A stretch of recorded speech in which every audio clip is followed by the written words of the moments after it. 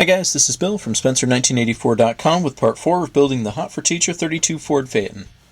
It's been kind of a mixed week of progress. On the upside, I got the back seat done, and I've got it sprayed with the Make It Suede, so now this is ready for paint. And I've also got the chassis painted, and I've got the front axle in place, and the front spring, which is a scratch built, as this actually didn't come in either kit. This is the front axle from a 34 Ford by Revell, and then it's got the scratch built spring in it to get at the right ride height. It seems like all the hot rods I've been building lately, the kits come with tube front axles, and the cars that I'm trying to replicate all have beam front axles. So I might have to look for some more of these. But overall I'm happy with how the chassis is coming out. But then we get to the body, and my first attempt at painting it didn't work. The paint ended up crazing, and my attempts to clean it off ended up just making things worse, so I had to throw that out entirely. But luckily I had another 32 Ford Phaeton body in my parts box, so I was able to swap that out and get that painted.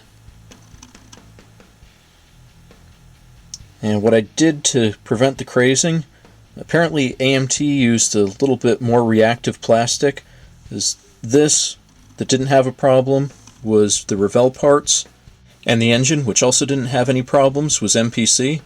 The only place I had a reaction was AMT. So what I did for this was I sprayed a layer of Tester Silver first, and then followed that with automotive primer, and then finally the lemon twist paint. And for the most part I'm happy with how that came out too. It's not a real high gloss yet, but it's glossy enough that it'll take the decals, and then the clear coat will go on over that.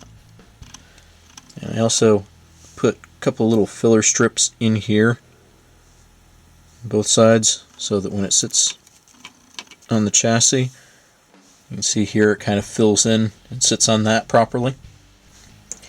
And here's the radiator shell. And like I said, the Revell parts didn't seem to have any reaction to the paint at all, so that came out pretty smooth right out the bat.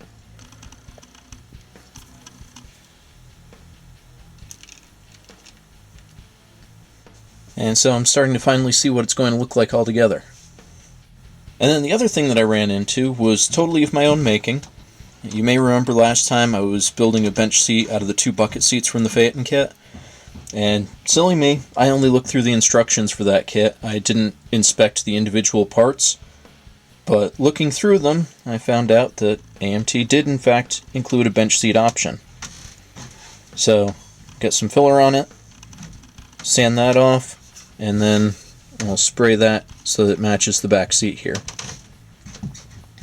So, this is going to be in paint pretty soon.